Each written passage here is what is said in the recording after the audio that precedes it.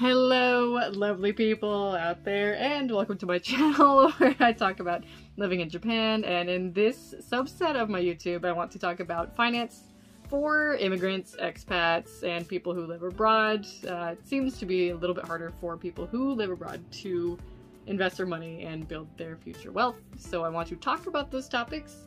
But just to make sure we're clear, I'm not a financial planner, I'm not a CFP, CPA, or anything like that, so please make sure to do your own diligent research before making any financial choices.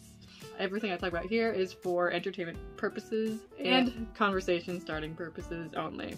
So let's get to it! I want to make a quick and dirty video about how to hold a certain currency if you want to just hold it, if it's maybe not at such a good rate. You want to send it home, but you want to wait for the currency that you have's value to go up, so you can send it home and get a little bit more money. Okay, so I found various ways of doing this. It's not super straightforward, but I found 3 different methods, more or less, of how to do this. The first method is using Transferwise and holding money in there.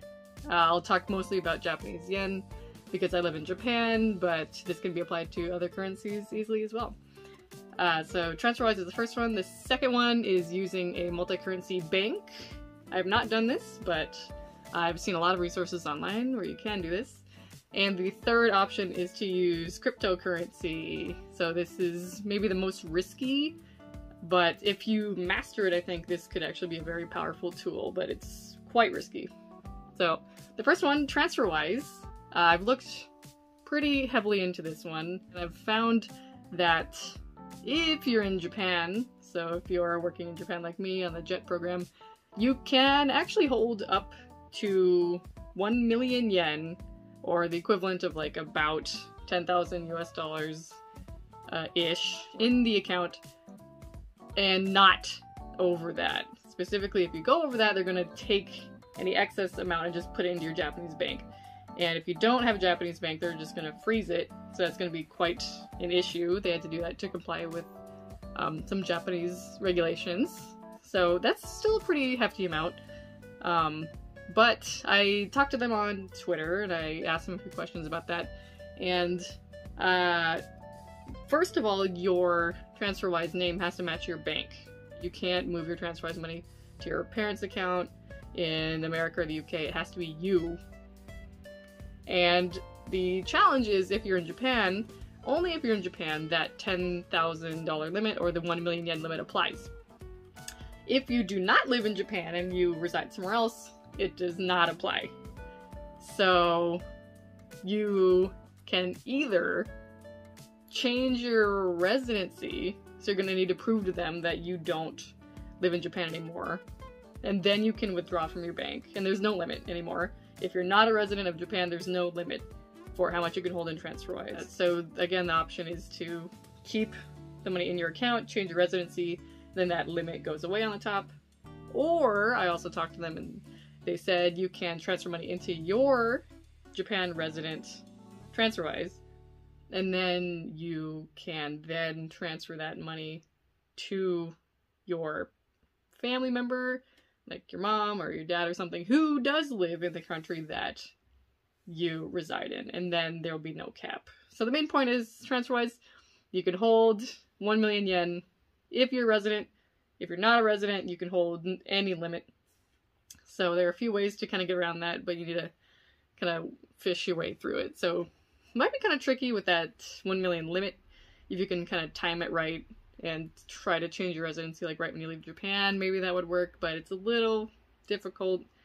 But I think if you change your residency or can somehow transfer it to a family member, that could be a good option to just hold that currency. Okay, so the second option is using a multi-currency bank.